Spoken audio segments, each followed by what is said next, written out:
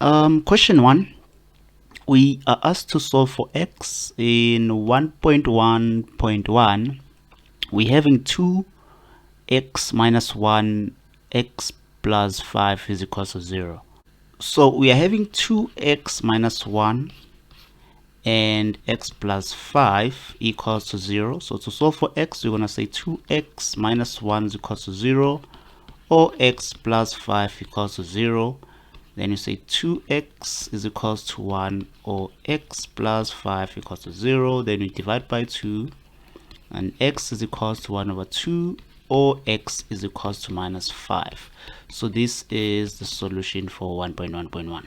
1.1.2, we are given this expression here, which is equals to 0.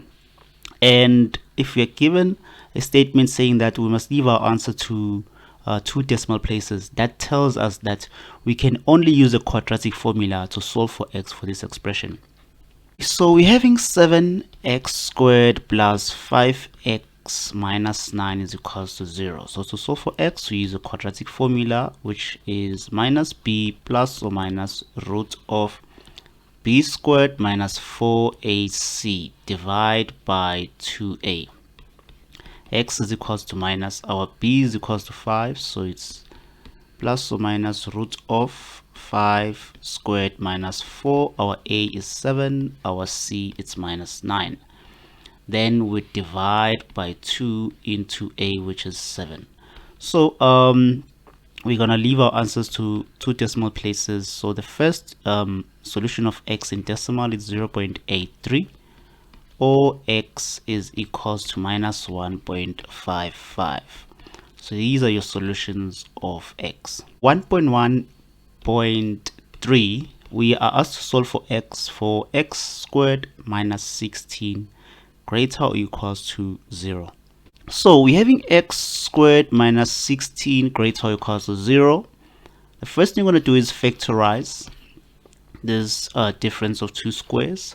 And it's the factors of x squared, it's x, and the factors of 16, it's 4 and 4, so it's going to be plus and minus.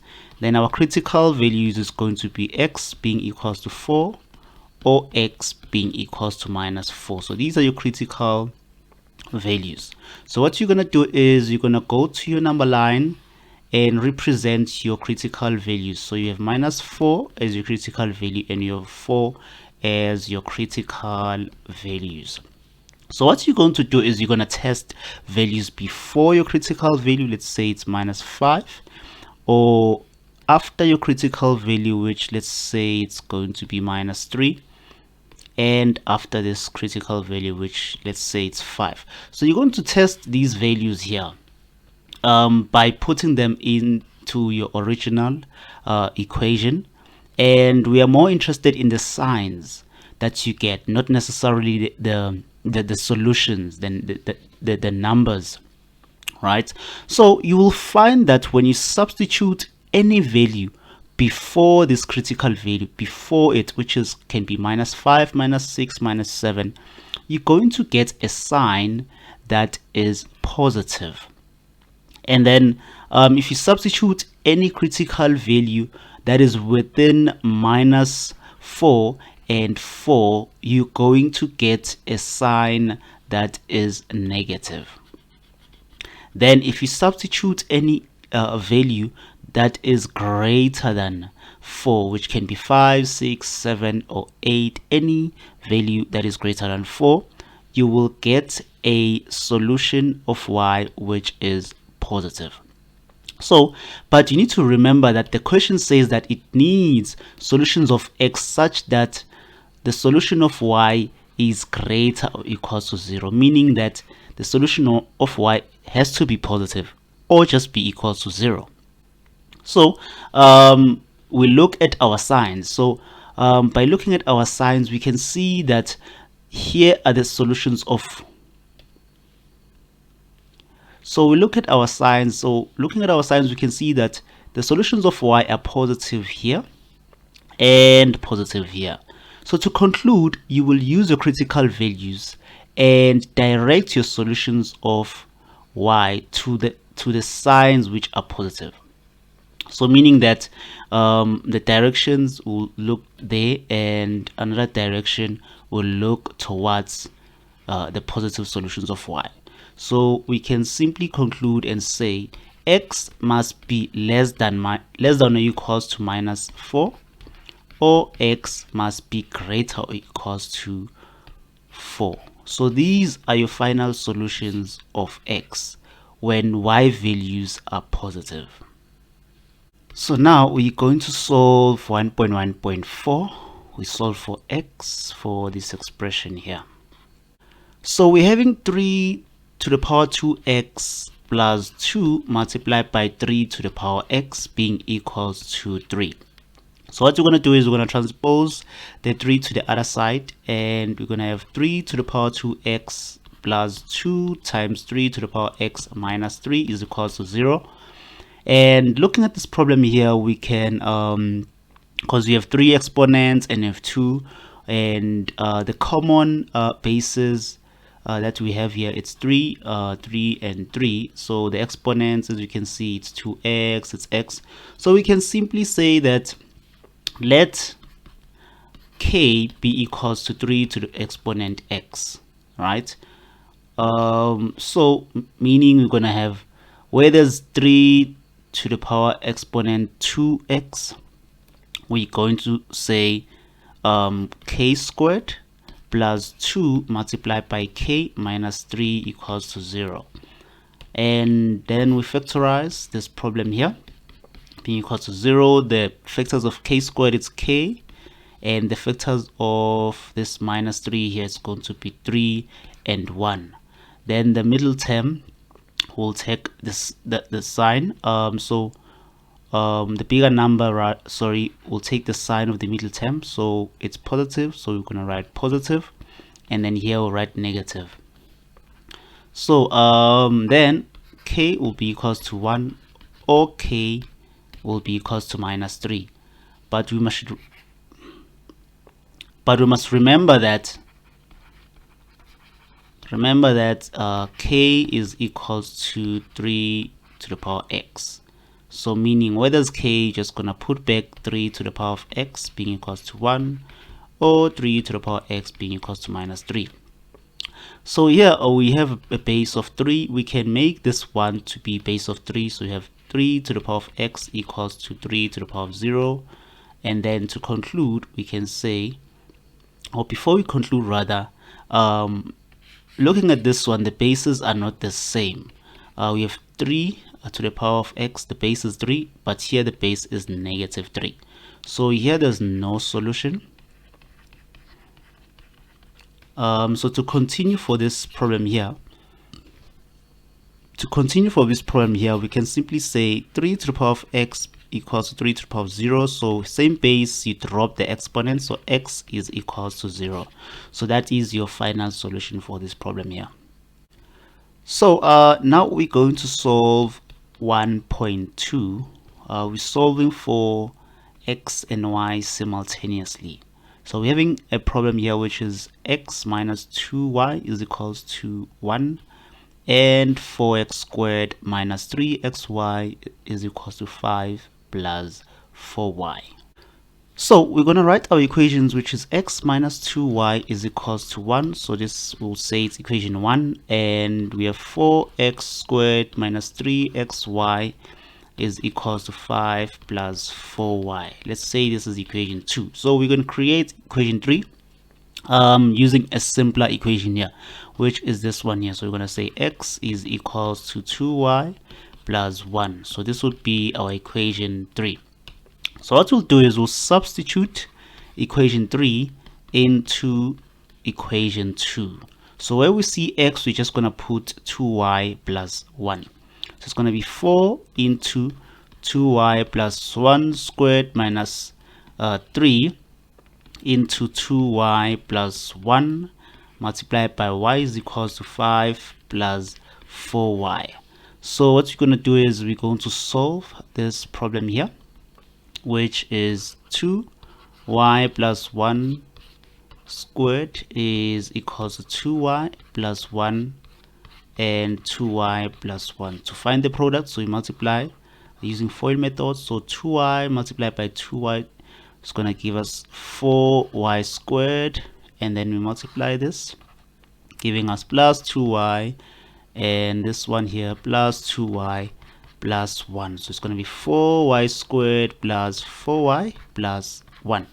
So we'll have 4 multiplying the 4y squared plus 4y plus 1, and minus 3 into 2y plus 1 multiplied by y equals to 5 plus 4y. Then the 4 will multiply everything that is inside. So we're gonna have 16y squared plus 16y plus 4, and then multiplying the 3 inside here, we're going to have minus, but before we multiply the 3, let's multiply the y first. The reason is I want to avoid this sign at the moment. So we're going to have minus 3 into 2y squared plus y equals to 5 plus 4y. So it's 16y squared plus 16y plus 4. Then the minus 3 will multiply everything inside. So we're going to have minus 6y squared minus 3y is equals to 5 plus 4y. So you're going to have 16y squared minus 6y squared plus 16y minus 3y. Then you transpose the minus 4 to the other side, you have minus 4y. And then you're going to collect like terms for this one. Didn't notice it, this one and this 5 here. So it's going to be plus 4 minus 5 being equals to 0.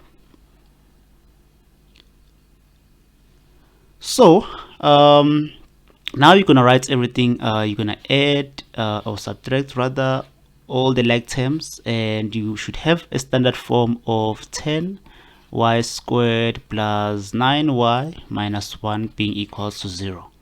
Then from here we factorize our problem here. So it's gonna be 10y, the factors of 10y squared, and then here we're gonna write y, and then the factors of 1 is simply going to be 1, and then we write the sign because you're having 10y here, meaning the middle term is 9. So if we can just make this part positive and this part negative.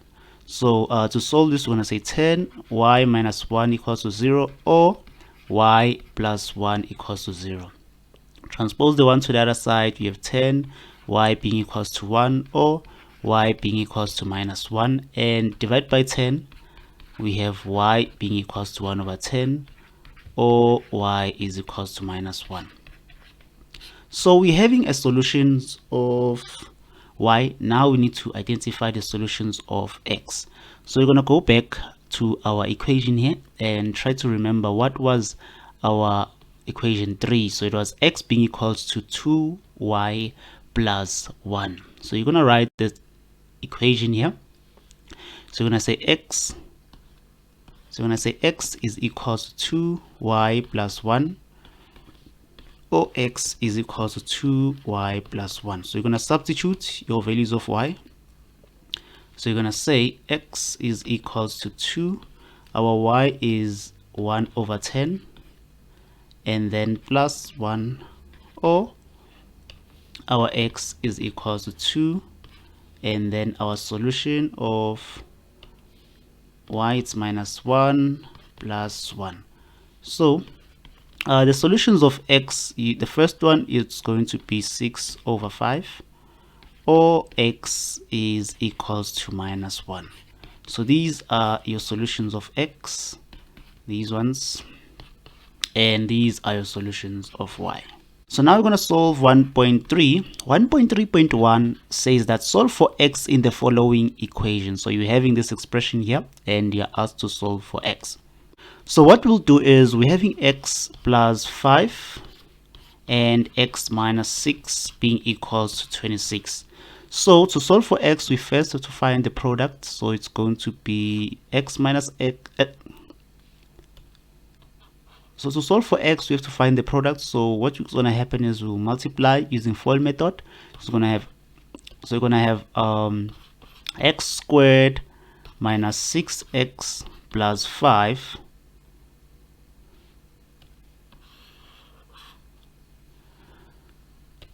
So to solve this problem here, we need to first apply our FOIL method. So x multiplied by x is going to be x squared. X multiplied by this 6 here is going to be minus 6x, and then the 5 multiplied by x is plus 5x. 5 multiplied by minus 6 will give us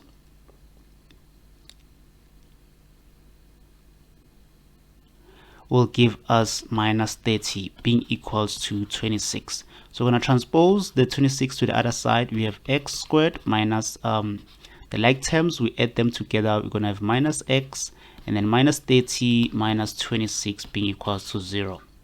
So you're going to add this minus 30 and this minus 26. So we're going to have x squared minus x minus 56 being equals to 0. So we're going to factorize this problem here. We're going to factorize, find the factors of x squared is going to be x, and then find the factors of 56 such that when you add or subtract, they give you the middle term.